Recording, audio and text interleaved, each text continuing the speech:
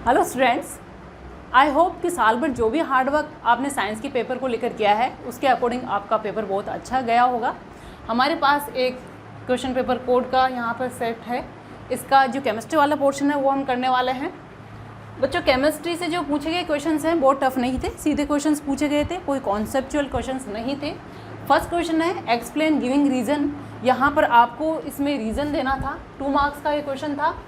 इस क्वेश्चन में ये गिवन है कि ग्रुप और पीरियड दोनों के अंदर कंटिन्यूसली न्यूक्लियर चार्ज इंक्रीज़ होता है, लेकिन जो साइज़ है उसमें जो चेंजेस आते हैं वो सिमिलर मैनर में नहीं होते, तो दोनों का रीज़न देना है। तो इसमें बहुत लेंदी क्वेश्चंस नहीं है। आंसर को मैंने सिस्टमेटिकली यहाँ लिखा हुआ है, आपको क्या लिखना था उसको वर्ड्स में मैं एक्सप्लेन कर देती हूँ। जब हम पीरियड की बात करें तो फर्स्ट हमारा आता है पीरियड। पीरियड के अंदर हमें पता है साइज़ कंटिन्यूसली डिक्रीज होती है, तो सबसे पहले आपको लिखना है on moving left to right size decrease continuously. Left to right size decreases, ठीक है, साइज डिक्रीज होती है। अब इसका रीज़न आपको देखना है। देखो, लेफ्ट टू राइट मूव करते हैं तो शेल्स की नंबर फिक्स रहती है, दैट मीन्स जो लास्ट इलेक्ट्रॉन है सेम शेल में जाता है, but nuclear charge continuously increase होता है। तो न्यूक्लियर चार्ज के कारण क्या होता है, जो आउटर मोस्ट इलेक्ट्रॉन है वो न्यूक्लियस की तरफ पुल होते हैं, जिससे साइज डिक्रीज होती है, और शेल्स के कारण जो साइज इंक्रीज होती है वो इफेक्ट यहाँ पर नहीं आ पाता। दैट्स वाई पीरियड में हम लेफ्ट टू राइट मूव करते हैं तो साइज डिक्रीज होते हैं, ठीक है। अब बात करें हम ग्रुप की। सेकेंड हमारा है ग्रुप। ग्रुप के अंदर हमें क्या करना है, टॉप टू बॉटम मूव करना है। टॉप टू बॉटम, यहाँ पर साइज क्या होती है, साइज इंक्रीजेज।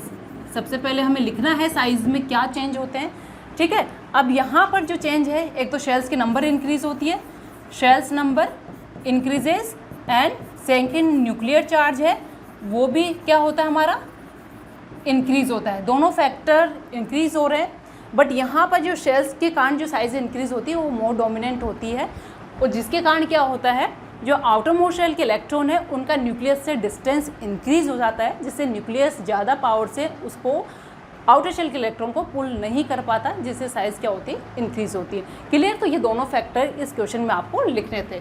सिस्टमेटिकली यहाँ पर वही जो मैंने स्पीक किया है वो यहाँ पर लिखा हुआ है, यही टर्म्स, यही वर्ड्स, यही लाइन्स आपको लिखनी थी। नेक्स्ट क्वेश्चन पे चलते हैं। नेक्स्ट है, ये कार्बन वाले चैप्टर से पूछा गया क्वेश्चन है, 2 मार्क्स का था। इसमें बहुत ज़्यादा नहीं लिखना था, सिर्फ आपको ये मान के चलिए कि 1 वर्ड या हाफ लाइन में इसके आंसर देने थे। Consider the carbon compound having following molecular formulas. 1 2 3 4 5 formulas यहाँ पर गिवन है, और किसी न किसी के लिए एक एक क्वेश्चन पूछा गया है। तो चलिए फर्स्ट क्वेश्चन पे चलते हैं। 1 2 3 4 पार्ट्स है, दैट मीन्स ईच पार्ट के लिए हाफ मार्क है, ठीक है। State the number of double bond present in the C3H6, ठीक है। तो सबसे पहले तो ये देख लीजिए कि आपका ये एल्कीन या एल्काइन में किसके अंदर फिट होता है। अब क्योंकि इसने डबल बॉन्ड पूछा है तो ये डेफिनेटली एल्कीन का ही पार्ट होगा। फिर भी अगर आपको कन्फ्यूजन है तो एक बार इसको जनरल फॉर्मूला में फिट करके देख लीजिए कि ये एल्कीन का है या एल्काइन का है। क्लियर। अब क्योंकि डबल बॉन्ड पूछा है तो आप जनरल फॉर्मूला अगर नहीं जानते, भूल जाते हैं, तो भी कार्बन की चेन बनाकर इसको सोल्व कर सकते हैं।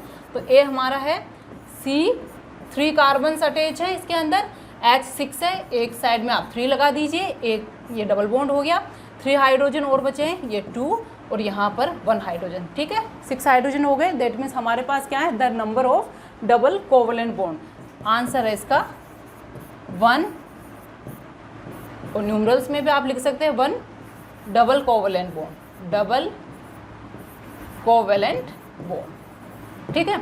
ये हो गया। सेकंड है, right the formula of first member of the homologous series to which the carbon compound C4H6 belongs. देखो C4H6 को देख लीजिए पहले, किस फैमिली से बिलोंग करता है, एल्कीन या एल्काइन। तो इस जनरल फॉर्मूला की अगर हम बात करें, बी वाला पोर्शन हमारा C4H6, ये हमारा CnH2n-2, ठीक है। ये हो गया C4, 4 2 जा 8 -2, तो H6 यानी एल्काइन फैमिली, एल्काइन से ये बिलोंग करता है। अब एल्काइन का फर्स्ट मेंबर हमें बताना है, तो फर्स्ट मेंबर आप मिथाइन नहीं, आई होप कि आपने नहीं किया होगा, क्योंकि डबल या ट्रिपल बॉन्ड के लिए मिनिमम 2 कार्बन की रिक्वायरमेंट होती है। तो हमें जो लोएस्ट मेंबर या फर्स्ट मेंबर लेना है that is triple bond C, ये H हमने लगा दिया, दैट इज इथाइन। ये B का हमारा आंसर है, ठीक है। नेक्स्ट है which of the above compounds form ring structure of carbon atoms. देखो यहाँ पर अभी हमें, अगर हम आइसोमर्स की बात करें तो जिसमें भी डबल और ट्रिपल बॉन्ड है उसकी भी रिंग बन सकती है, लेकिन वो हम बना सकते हैं, लेकिन प्रायोरिटी की ये मान के चल रहे हैं कि बाकी ओपन चेन है, तो इनमें से एक आपको सेलेक्ट करना है जो ऑलरेडी यानी रिंग की फॉर्म में ही एग्जिस्ट करना है। तो यहाँ पर C6H6 एक बेंजीन कंपाउंड का फॉर्मूला है, तो यहाँ आपका जो आंसर है C का आंसर होगा C6H6। अब आपको रिंग बनाकर दिखानी नहीं है, सिर्फ आपको बताना है कि इनमें से कौन सा रिंग की फॉर्म में प्रेजेंट होता है, या इसका नेम आपको नहीं लिखना, डायरेक्ट आपको यहाँ पे आंसर, यहाँ से आंसर पिक करना है और आंसर लिखना है, ठीक है। नेक्स्ट है identify which of the above compounds is a member of alkene series. अब यहाँ से हमें एल्केन सीरीज़ पिक करनी है कि कौन सा एल्केन का आएगा। तो एल्केन का बच्चों जनरल फॉर्मूला होता है हमारा, एल्केन में ये D हमारा CN, ये नेक्स्ट पेज ले लेते हैं, एल्केन CnH2n+2, ठीक है। इस फॉर्मूला में कौन फिट होगा, यहाँ पर ये CnH2n है, ये CnH2n यानी C3H8, C3H8 ये हो गया आपका एल्केन। क्लियर। तो ये आपका क्वेश्चन बहुत इजी था। चलिए नेक्स्ट क्वेश्चन पे, और ये 2 मार्क्स में पूछा गया क्वेश्चन था, तो आई होप आप सभी ने बहुत अच्छा इसको किया होगा। यहाँ पर मार्क्स कटने की कोई गुंजाइश नहीं है। नेक्स्ट क्वेश्चन है हमारा, name the element whose compound formed the basis of classification in Mendeleev periodic table. Why did Mendeleev choose these elements? How the formula of these compounds had help Mendeleev in deciding the position of an element in this periodic table. देखो 3 marks में पूछा गया question है, और इस question के 3 parts हैं, तो ये मान के चलिए कि 1 मार्क्स में इसकी स्प्लिटिंग है। Name the element whose compound form the basis of classification in Mendeleev periodic table. तो हमारा जो फर्स्ट पार्ट है नेम द एलिमेंट है ओनली, तो यहाँ पर एक करके मैं लिख देती हूँ, elements are oxygen and hydrogen. इनका आप नेम भी लिख सकते हैं, मैं सिंबल लिख दिया है, आप नेम भी लिखना ही चाहिए। ये हो गया हमारा फर्स्ट पार्ट। देन नेक्स्ट है why did Mendeleev choose these elements. अब सेकंड यहाँ पे क्यों चूज़ किया, देखो ये डायरेक्ट एनसीईआरटी बुक से उठाया गया क्वेश्चन है, ऐसा कोई कॉन्सेप्चुअल नहीं है कि घुमा फिरा के आपको दिया है। तो इसमें से जो बी पार्ट है क्यों चूज़ किया, because these elements are reactive and that time जो भी एलिमेंट्स प्रेजेंट थे ऑलमोस्ट उन सभी एलिमेंट से रिएक्शन करके इन्होंने कंपाउंड बनाए, because these are highly reactive and formed compounds with all the elements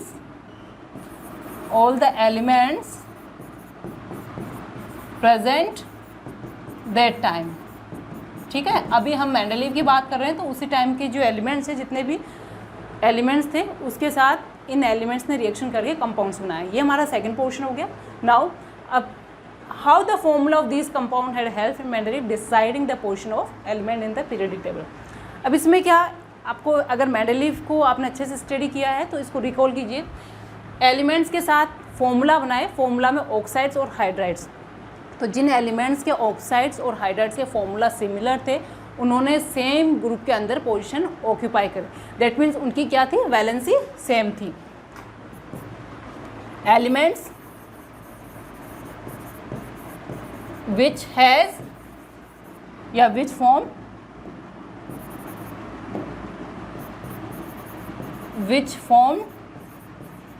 same type of formula of oxide and hydride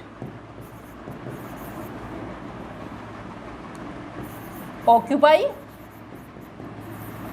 the position in same group। That means had the same properties, यानी जिनकी properties same थी वही same group के अंदर थे। Clear? तो ये हमारे क्वेश्चन, ये लास्ट क्वेश्चन बचा इसमें। अब इसके अंदर देखो लास्ट 11th क्वेश्चन था, इसके अंदर और गिवन है, आपको चॉइस गिवन थी कि आप कोई सा भी क्वेश्चन कर सकते हैं। फर्स्ट जो क्वेश्चन है, two different form of carbon, diamond and graphite had the different structure and very different physical properties even though their chemical properties are same, explain why. ठीक है, 3 मार्क्स का क्वेश्चन है, तो दोनों को आपको एक्सप्लेन करना था। State the reason why carbon can not lose 4 electron to form carbon cation and gain 4 electron to form carbon anion, and how does carbon overcome these problems to form compounds। 3 marks का है, तो यहाँ पर तो आप सीधा सीधा देख सकते हैं कि डिस्ट्रीब्यूशन हम कर सकते हैं तीनों का 1-1 का। अब इसमें 1.5 में डिस्ट्रीब्यूशन मान सकते हैं। ठीक है, अब फर्स्ट हमारा है डायमंड और ग्रेफाइट। इसको बहुत डिटेल में जितना एनसीईआरटी में गिवन है शॉर्ट फॉर्म में, यहाँ पर आपको एक्सप्लेन स्ट्रक्चर करनी थी। किसी भी एलिमेंट की जो केमिकल प्रॉपर्टीज़ होती हैं वो आउटर शेल के इलेक्ट्रॉन्स के कारण होती है। तो क्योंकि डायमंड और ग्रेफाइट दोनों का ही सिंबल सी है और आउटर शेल में जो इलेक्ट्रॉन है वो भी सेम है क्योंकि एलिमेंट सेम है, लेकिन यहाँ पर जो फिजिकल प्रॉपर्टीज़ है वो डिफरेंट होती है। तो वो डिफरेंट क्यों होती है? Due to the presence of the different type of bonding in both diamond and graphite. दोनों में जो स्ट्रक्चर होती है वो डिफरेंट टाइप की बॉन्डिंग के कारण डिफरेंट होती है, ये आपको लिखना था। नाउ फर्स्ट हमारे पास है डायमंड। देखो डायमंड की अगर हम बात करें तो इसको मैं एक्सप्लेन कर देती हूँ आपको क्या लिखना था। डायमंड के अंदर कार्बन एटम टेट्राहेड्रल मैनर के अंदर 4 अदर कार्बन एटम से अटैच होता है। ठीक है, अब बहुत बड़ी रिंग बनाने की आपको ज़रूरत नहीं थी, आप एक टेट्राहेड्रल यूनिट बना के शो कर सकते थे। ठीक है, ये 1 यूनिट है। Each carbon atom is attached to 4 other carbon atom in tetrahedral manner with the strong covalent bond। और यही जो फीचर है कार्बन को, जो डायमंड है उसको हार्डेस्ट नेचुरल सब्सटेंस बनाता है। देन कार्बन की जो चारों वैलेंसी है इसमें कम्प्लीटली सेटिस्फाइड होती है, कोई फ्री इलेक्ट्रॉन नहीं होता। That's why diamond is bad conductor of electricity. ये आपको लिखना था। टाइम था तो आप ये स्ट्रक्चर बना सकते थे, डिपेंड करता है कि आपके पास कितना टाइम है, बट आपको जो स्ट्रक्चर है वो एक्सप्लेन करनी थी, यानी बॉन्डिंग आपको एक्सप्लेन करनी थी। टेट्राहेड्रल मैनर में 4 अदर कार्बन से स्ट्रॉन्ग कोवलेंट बॉन्ड बनाकर इस तरह के बॉन्डिंग के कारण ये हार्डेस्ट नेचुरल सब्सटेंस होता है। क्लियर? नाउ अगर हम बात करें ग्रेफाइट की, तो ग्रेफाइट के अंदर क्या होता है, हेक्सागोनल इस टाइप की लेयर्स होती है। ये आपको ये पैटर्न बनाकर इसकी स्ट्रक्चर एक्सप्लेन करनी थी। In the graphite carbon atom is attached in the hexagonal pattern in the layers. Each carbon atom attached to 3 other carbon atoms, और बाकी जो एक वैलेंस इलेक्ट्रॉन है वो क्या होता है, फ्री होता है। That's Y graphite is good conductor of electricity. अब बात करें हम इसके हेक्सागोनल लेयर्स के बीच में, वो वीक बॉन्ड से बॉन्डेड होती है, जबकि जो पर्टिकुलर एक लेयर है उसके अंदर carbon to carbon covalent bond होता है। डिफरेंट लेयर्स के बीच में weak van der Waals force है, दैट्स वाई क्या होता है, इजीली ब्रेक होता है, इसलिए ये स्लिपरी और सॉफ्ट होता है। ठीक है, तो इसकी चारों वैलेंसी सेटिस्फाइड नहीं होती, दैट्स वाई 1 इलेक्ट्रॉन फ्री होने का गुड कंडक्टर होता है। एंड जो week van der Waals force है between the different layers makes it soft and slippery. ये आपको एक्सप्लेन करके इतना सा बताना था इस क्वेश्चन के अंदर, और आप एक छोटा सा डायग्राम भी बना सकते थे। क्लियर? तो ये केमिस्ट्री के चारों क्वेश्चंस कंप्लीट हो गए 10 मार्क्स के। आई होप कि आपके चारों क्वेश्चंस आपने प्रॉपर्ली आंसर किए होंगे, बहुत इजी क्वेश्चंस थे। बच्चों इस क्वेश्चन का जो नेक्स्ट पार्ट है वो देखते हैं। State the reason why carbon can not. First है lose 4 electron to form carbon cation, second है gain 4 electron to form carbon anion, and last है how does the carbon overcome this problem to form compounds. बच्चों direct और बहुत ही easy question है, direct answer इसका देना है हमें। रीजन है कार्बन का इलेक्ट्रॉनिक कॉन्फ़िगरेशन अगर देखें तो according to atomic number carbon 2-4 ये इसका इलेक्ट्रॉनिक कॉन्फ़िगरेशन है। अब यहाँ पर ऑक्टेट कंप्लीट करने के लिए यानी स्टेबिलिटी के लिए या तो 4 इलेक्ट्रॉन गेन करना है या लूज़ करना है, तो कार्बन दोनों ही इस तरह की यानी एनायन और कैटायन फॉर्मेशन नहीं करता, और यही रीज़न हमें देना है। फर्स्ट हम देखें कि ये इलेक्ट्रॉन लूज़ करके कैटायन क्यों नहीं बनाता, तो इसकी साइज़ कुछ इस तरह की होती है कि इसके लिए 4 इलेक्ट्रॉन लूज़ करना और कैटायन फॉर्मेशन करना, इसके लिए लार्ज अमाउंट ऑफ एनर्जी की रिक्वायरमेंट होती है, और यही आपको लिखना है। ओनली 1 या 1.5 लाइन का सेंटेंस है। That for losing 4 electron and form C4 cation required large amount of energy to leaving behind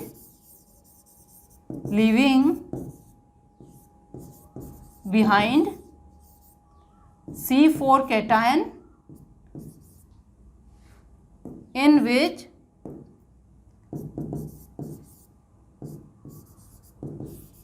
six proton hold on only 2 electron. Clear. Second है हमारा anion formation.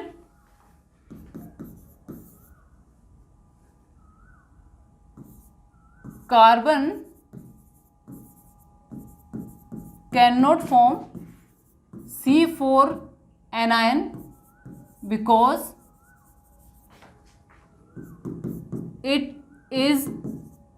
it would be difficult. It is difficult for carbon with 6 proton to hold on 10 electrons. ठीक है, क्योंकि electron gain करने के बाद outermost shell में 10 electron होंगे, बट प्रोटॉन के नंबर फिक्स है 6 इलेक्ट्रॉन। तो 6 इलेक्ट्रॉन्स के लिए 10 इलेक्ट्रॉन्स को होल्ड ऑन करना पॉसिबल नहीं होता है, डिफिकल्ट होता है। दैट्स वाई एनायन फॉर्मेशन नहीं करता। अब ये प्रॉब्लम थर्ड हमारा है कि इस प्रॉब्लम को ओवरकम कैसे करता है, तो by sharing of electrons with other carbon atoms and other atoms and forming covalent bond. Carbon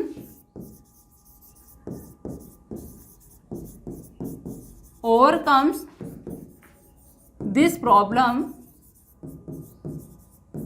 by sharing of electron with other atom of carbon and other elements and form covalent bond. Clear. तो बहुत लंबा answer आपको नहीं लिखना था। That's all about the chemistry portion of this question paper set.